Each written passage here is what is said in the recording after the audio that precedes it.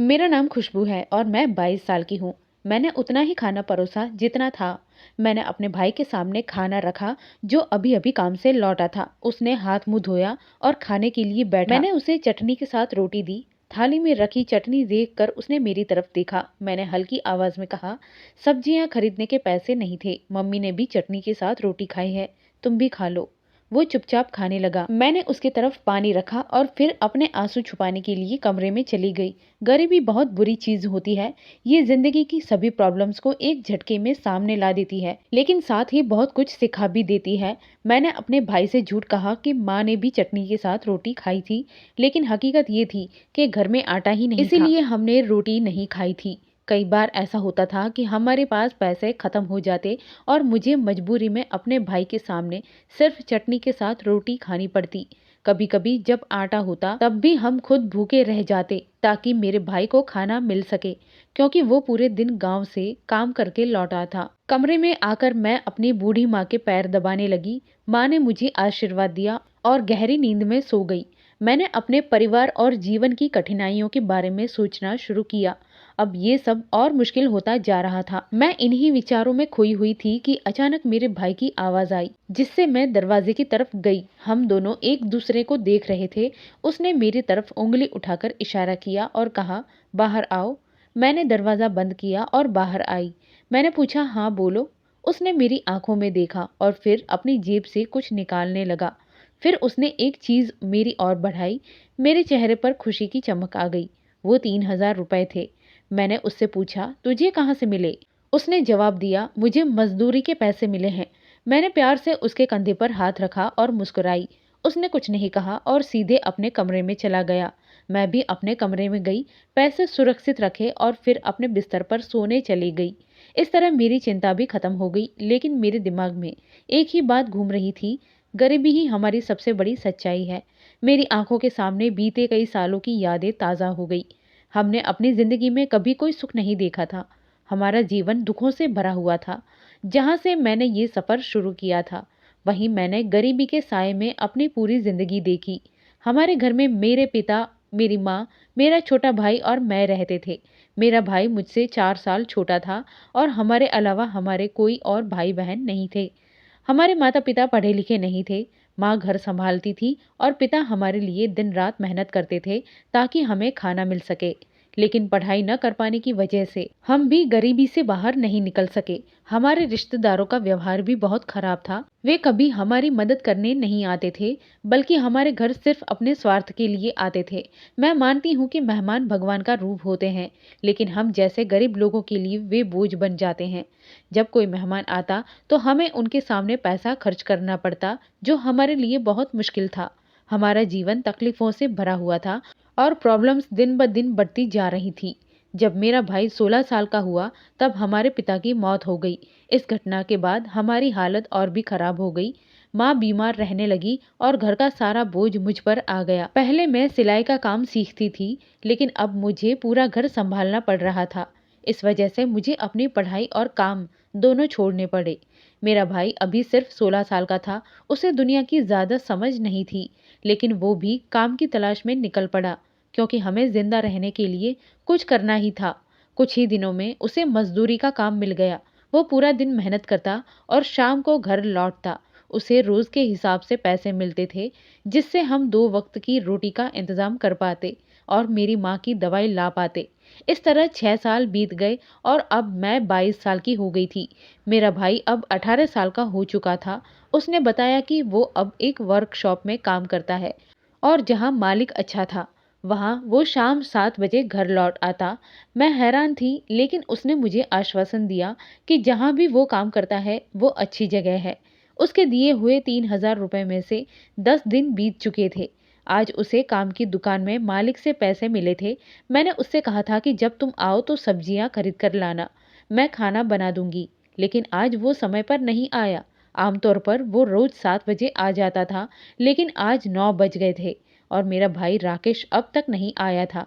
मैं परेशान थी। रात बहुत अंधेरी होती जा रही थी। मैंने अब तक रात का खाना भी नहीं बनाया था, क्योंकि मेरे पास बाजार जाकर सब्जी वगैरह खरीदने के पैसे नहीं थे। मैं अपने भाई राकेश का इंतजार कर रही थी और मेरी माँ भी परेशान थी। हम दोपहर से ही भूखे थे क्योंकि हम दिन में सिर्फ 2 बार ही खाना खाते थे। इसीलिए हमने दोपहर में भी कुछ नहीं खाया था और अब भूख की वजह से मेरी और मेरी माँ की हालत बिगड़ने लगी थी। मैं भूखी होने के साथ-साथ हैरान भी थी, पता नहीं क्या हुआ था, मैं और भी ज़्यादा परेशान हो गई थी। हम राकेश के आने का इंतज़ार करते रहे और कब रात के 2 बज गए पता ही नहीं चला। मेरी माँ बहुत भूखी थी और मैं भी। तभी अचानक दरवाजे पर दस्तक हुई। हमें लगा कि शायद राकेश आ गया है। मेरी माँ ने मुझे जल्दी से खाना बनाने के लिए कहा और खुशी में बिना सोचे समझे दरवाज़ा खोल दिया। लेकिन जैसे ही दरवाज़ा खुला, मेरे सामने 4 लड़के खड़े थे। उन्हें देखकर मैं हैरान रह गई। मुझे कोई अंदाज़ा नहीं था कि वे कौन थे। मैं घबरा गई और जल्दी से दरवाज़ा बंद करने लगी। लेकिन उनमें से एक ने दरवाजे के पास अपना पैर अड़ा दिया। मैं डरकर माँ की तरफ भागी और माँ भी मेरी ओर दौड़ी। लेकिन इससे पहले कि माँ मेरे पास पहुँच पाती, उन लड़कों में से एक ने मेरा हाथ पकड़ लिया और मुझे ज़बरदस्ती घर के बाहर ले जाने लगा। डर से मेरा दिल काँप रहा था। मैंने ज़ोर से चीखने के लिए मुँह खोला, लेकिन तभी उस लड़के ने मेरा मुँह कसकर दबाते हुए कहा कि अगर ज़्यादा आवाज़ निकाली तो तेरी इज़्ज़त बर्बाद कर देंगे और तुझे यहीं फेंक देंगे। ये सुनकर मैं डर गई।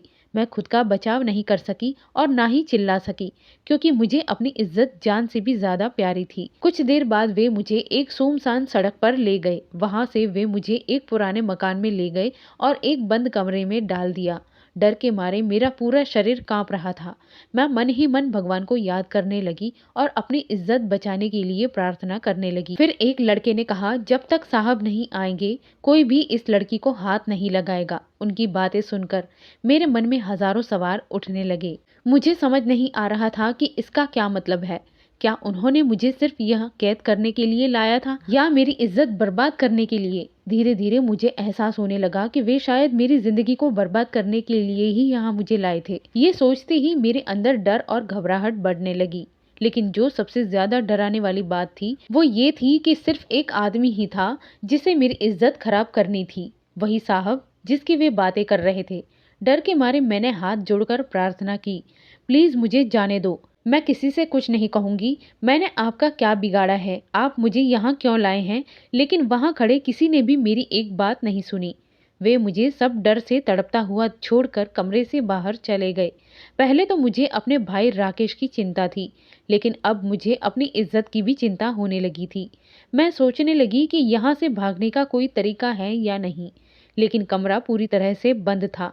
बाहर जाने का सिर्फ एक दरवाज़ा था जो बाहर से बंद कर दिया गया था। कमरे में कोई खिड़की भी नहीं थी। थोड़ी देर बाद उन्हीं में से एक लड़का अंदर आया। उसके चेहरे पर अजीब सी खुशी थी। उसने हंसते हुए कहा, साहब आ गए। ये सुनते ही मेरा दिल तेजी से धड़कने लगा। आखिर ये कौन है? अब मेरे साथ क्या होगा? डर के मारे मेरे सामने अंधेरा छाने लगा। तभी दरवाजे के खुलने की आवाज़ आई। मैंने घबराकर दरवाजे की ओर देखा। जैसे ही दरवाज़ा खुला मेरी नज़र उस शख्स पर पड़ी जो मेरे सामने खड़ा था। उसे देखते ही मैं चौंक गई क्योंकि वो मेरे पिता के दोस्त का बेटा था। वो मेरे पिता के दोस्त का इकलौता बेटा रमेश था, जो लगभग 25 साल का होगा। रमेश एक बुरा लड़का था, बुरी संगत में रहता था। वो मेरे पिता के दोस्त का इकलौता बेटा था। उनके अलावा 3 बेटियां थीं। हम कभी उससे मिलते नहीं थे क्योंकि मेरे पिता के दोस्त ने मेरे लिए रमेश का रिश्ता लाने की कोशिश की थी, लेकिन मेरे पिता ने उस रिश्ते को ठुकरा दिया क्योंकि उनकी पत्नी बहुत घमंडी थी। वो हमारी गरीबी का मजाक उड़ाती थी और कई बार हमें खराब बातें कहती थी। धनवान व्यक्ति को अक्सर नसीब वाला और भाग्यशाली कहा जाता है, लेकिन हम बेकार नहीं थे। पिताजी के दोस्त के बेटे के लिए मेरा रिश्ता हमें सही नहीं लगा था, इसीलिए उन्होंने हमारे साथ संबंध खत्म कर दिया और हमसे मिलना भी बंद कर दिया। मुझे बुरा लगा कि मेरे कारण पिताजी के दोस्त हमसे दूर हो गए थे, लेकिन इसके बारे में सोचने से बेहतर था कि मैं आगे बढ़ूं। इसके बाद मैंने कभी भी रमेश या उसके परिवार की ओर देखने की कोशिश नहीं की। ये भी सच था कि हमारा संबंध रमेश की इच्छा से तय किया गया था और मेरे पिताजी ने भी अपने दोस्त की इच्छा के अनुसार इसे स्वीकार किया था। लेकिन अब जब रमेश मेरे सामने खड़ा था तो अचानक पुरानी सारी बातें याद आ गई। उसे देखकर ऐसा लग रहा था जैसे शायद मैंने उससे शादी के लिए मना कर दिया था, इसीलिए वो मुझसे इस तरह बदला ले रहा था। ये सोचकर मैं रोने लगी, लेकिन कुछ बोल नहीं सकी। तुम लोग यहाँ से जाओ, रमेश ने उन लड़कों को कड़क आवाज में आदेश दिया। उनमें से एक लड़के ने कुछ कहने की कोशिश की, लेकिन रमेश ने उसकी तरफ गुस्से से देखा।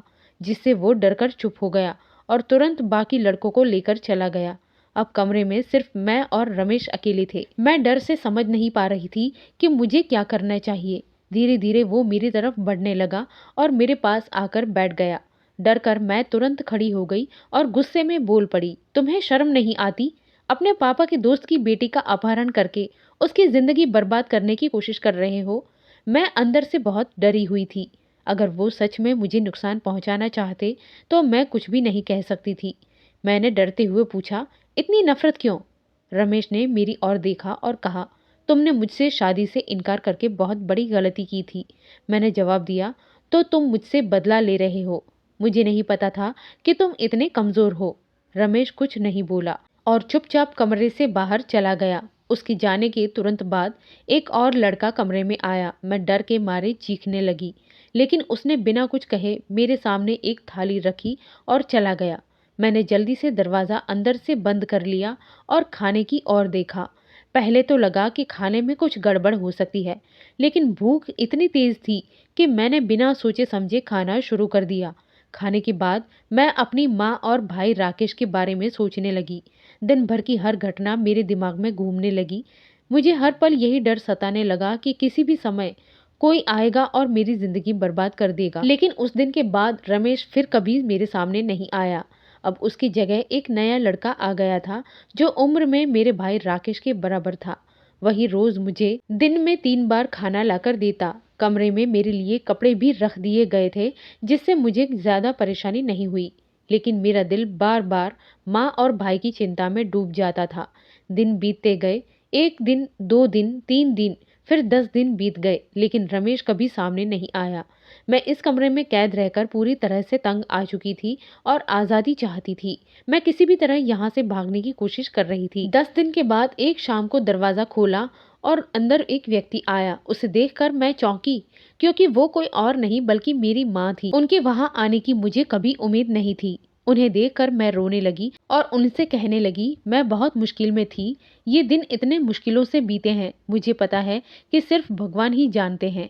मेरी माँ ने मुझे अपने पास बुला लिया और मुझे बाहर ले जाने लगी। मुझे देखकर ये हैरानी हुई कि मुझे रोकने के लिए बाहर कोई नहीं था, बल्कि जो लड़का मुझे खाना देने के लिए आता था वही मुझे कार में बैठाकर घर छोड़ने आया। जब मैं घर पहुंची तो मन में तरह तरह के विचार आने लगे। मैं डर गई थी, क्योंकि अब तक मैं अपने इलाके में बदनाम हो चुकी थी।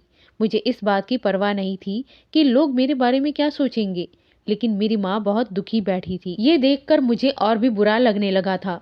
मैंने घर में इधर उधर देखा, लेकिन राकेश कहीं नजर नहीं आया। मैंने माँ से पूछा, राकेश कहाँ है?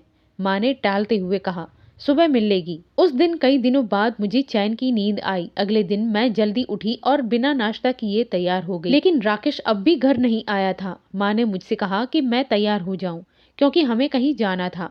मैं तैयार होकर बाहर आई और माँ मुझे अपने साथ ले गई। अगले 1 घंटे में मेरा दिल घबराने लगा, क्योंकि हम अस्पताल में थे, लेकिन माँ कुछ भी बताने को तैयार नहीं थी। हम थोड़ी देर तक कमरे के बाहर खड़े रहे। फिर जब मैं अंदर गई तो देखा कि रमेश बेड पर लेटा हुआ था। वो बहुत उदास और बुरी हालत में था। उसकी माँ उसके पास बैठी रो रही थी। मेरी माँ ये देखकर रोने लगी, लेकिन मैं मन ही मन खुश थी कि जिसने मेरे साथ बुरा करने की कोशिश की उसके साथ भी बुरा हुआ। मैंने माँ से कहा, रमेश ने मेरे साथ जो करने की कोशिश की थी आप उसे भूल रही हैं। लेकिन माँ ने मुझे डांट दिया और रमेश के लिए सहानुभूति जताने लगी। उन्होंने कहा, राकेश वर्कशॉप में काम करता था, लेकिन वो घर में पैसे नहीं भेजता था, बल्कि उसने जुआ खेलना शुरू कर दिया था और बहुत सारे पैसे हार चुका था। धीरे धीरे वो गलत संगत में पड़ गया था और नशा करने लगा था। फिर माँ रोते हुए बोली, एक दिन राकेश बहुत रोता हुआ रमेश के पास गया, क्योंकि रमेश का हमारे परिवार से पहले से संबंध था। राकेश को लगा कि रमेश बहुत अच्छा इंसान है। इसके बाद माँ ने कहा, जब तुम्हारी शादी रमेश से तय हुई थी तब वो बहुत खुश था और उसने नया काम भी शुरू किया था, लेकिन जब तुमने शादी से इनकार कर दिया तो वो टूट गया। राकेश रोते हुए रमेश से कह रहा था कि उसने बहुत सारे पैसे जुए में हार दिए हैं और अब उसके पास पैसे नहीं बचे हैं, इसीलिए वो बहुत हताश और परेशान था। तो उसने अपनी बड़ी बहन को सौंपने का फैसला कर लिया। जब मेरी माँ ने मुझे ये सब बताया तो मैं रोने लगी। ये कैसे हो सकता है? मैं सोचने लगी, माँ ने फिर कहना शुरू किया, इसके बाद रमेश ने तुमसे बात करने और अपना प्लान बताने का फैसला किया। रमेश ने कुछ लड़कों की मदद से तुम्हारा अपहरण किया था। उस रात जब वो सेठ तुम्हें लेने आने वाला था, रमेश ने राकेश को कहीं छुपा दिया। फिर उसने तुम्हें अपने घर ले जाकर 10 दिन तक वहीं रखा। इसके बाद रमेश ने उस सेठ के खिलाफ केस दर्ज करवाया, क्योंकि उसने राकेश को धमकी दी थी कि वो उसकी बहन को अपने साथ ले जाएगा। पुलिस ने उस सेठ के खिलाफ बहुत सबूत इकट्ठे किए और उसकी गिरफ्तारी हो गई। लेकिन उस सेठ के दोस्तों ने रमेश का एक्सीडेंट करवा दिया, जिसकी वजह से वो आज अस्पताल में पड़ा हुआ है। ये सब सिर्फ इसीलिए हुआ क्योंकि रमेश तुम्हें और हमें बचाना चाहता था। रमेश का इलाज चल रहा था और डॉक्टरों ने कहा है कि 3 महीने में वो घर वापस आ जाएगा। जब माँ ने मुझे सारी सच्चाई बताई तो मैं चुप हो गई और मेरी आंखों से आंसू बहने लगे। मैंने रमेश को गलत समझा था। फिर मैं रोने लगी क्योंकि उसने मेरे लिए अपनी जान को खतरे में डाला था। मेरी माँ के साथ कमरे में गई तो रमेश के पापा ने कहा कि उसके दोस्त और उनकी पत्नी ने मेरे साथ अच्छा व्यवहार किया, जिससे मुझे बहुत खुशी हुई। रमेश को धन्यवाद कहा और क्योंकि उसने मेरे लिए ये जोखिम उठाया। वो मुस्कुराया और कहा कि ये उसके लिए प्यार नहीं था, बल्कि ये उसका कर्तव्य था, क्योंकि उसने मुझसे प्यार किया था। ये सुनकर मुझे एहसास हुआ कि वो मुझसे सच्चे दिल से प्यार करता था और मुझसे शादी करना चाहता था। मैंने चुपचाप उसका धन्यवाद किया और 3 महीने बाद रमेश घर वापस आ गया। रमेश के पिताजी और उनकी पत्नी फिर से हमारे घर आए और मैंने हाँ कहा। 2 महीने बाद हम दोनों की शादी हो गई, क्योंकि रमेश भी सुधर चुका था। रमेश ने अच्छे कामों में ध्यान लगाया था और राकेश ने मुझसे माफी भी मांगी, जिसे मैंने पूरी तरह से समझे बिना माफ कर दिया। अब मैं रमेश के साथ सुखी जीवन जी रही हूँ, लेकिन कभी कभी मैं सोचती हूँ कि अगर रमेश नहीं होता तो मेरा क्या होता। लेकिन भगवान ने मुझे रमेश जैसा जीवन साथी दिया। दोस्तों, उम्मीद है कि आपको हमारी कहानी पसंद आई होगी। अगर आपको हमारी कहानी अच्छी लगी हो तो इस वीडियो को लाइक करें। अगर आप हमारे चैनल पर नए हैं तो चैनल को सब्सक्राइब करें और नोटिफिकेशन बेल को ज़रूर दबाएं, ताकि अगला वीडियो तुरंत आपको मिल सके। धन्यवाद।